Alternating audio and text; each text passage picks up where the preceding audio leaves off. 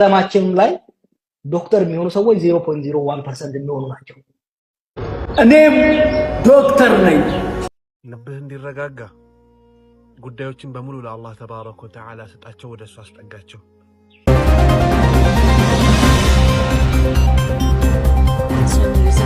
እኔም ዶክተር ነኝ።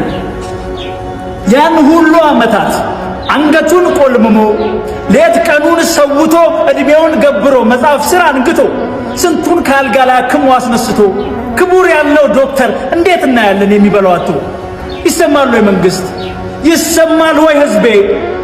ከደም ጋር አድሮ ከታመመ ውሎ የምታመጥ እናት ከምጧ ገላግሎ ስንቱን ከስቃይ ላይ ከአምላክ ጋር ፈውሶ ስንቱን ያዳነው ሰው ትንሽ አረፍ ሊል ቤቱ ተመልሶ ለእንጀራ ጎሎት ለቤት ኪራይ ጎሎት እንዴት ይታመማል?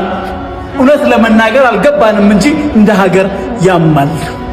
አቦ ሁሉም ይቀር ለራሴ እኖራለሁ፣ እኔም ህይወት አለኝ ለቤቴ ሆናለሁ፣ ከዛሬ ጀምሮ ነጋዴ ሆናለሁ፣ ቲክቶከር ሆናለሁ ብሎ ያቆመለት የሀገሬ ዶክተር ምንድነው ምን ሆነው? እውነት ለመናገር በነገራችን ላይ እውነተኛ ታሪክ ይኸው ልንገራችሁ። ዶክተር ጓደኛዬ ስንት የተለፋበት ስንት የጠበቅንበት እንባ እያፈሰሰ እየተናነቀው ከሙያው ርቋል መኖር ሲከብድበት።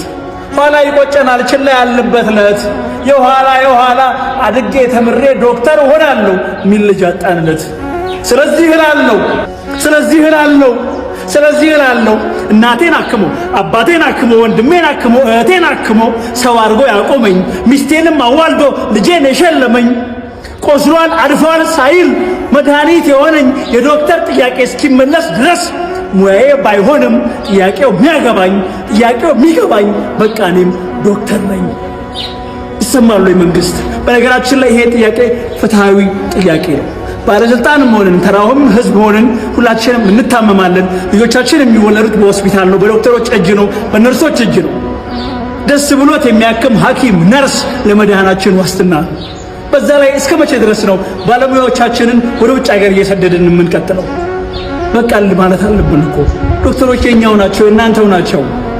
ስለዚህ ይሄ ቀን ጥያቄ ነው። ጥያቄያቸው ይመለስ፣ የሁላችንም ጥያቄ ነው። ጥያቄው እስኪመለስ ሙያዬ ባይሆንም በቃ እኔም ዶክተር ነኝ።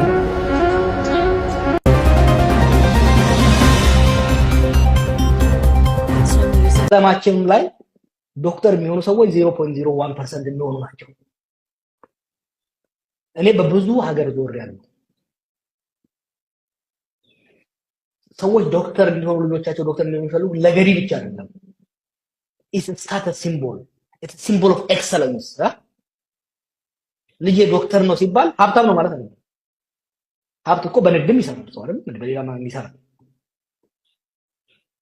ልጄ he's bright, he's smart, he's a genius ማለት እኮ ነው።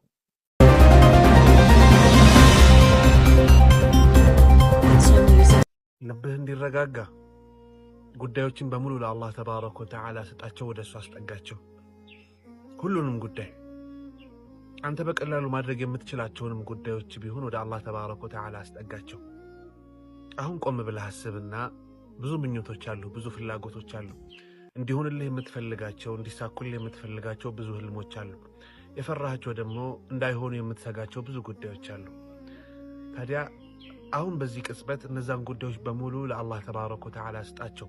የፈራሃቸውን የሰጋሃቸውን የምትፈልጋቸውን እንዲሆንልህ የተመኘሃቸውን ጉዳዮች በሙሉ ወደ አላህ ተባረከ ወተዓላ አስጠጋው። እመነኝ፣ ያኔ ልብህ ሲረጋጋ ትመለከተዋለህ። ያ ጉዳይ እንደተፈጸመ ታስባለህ።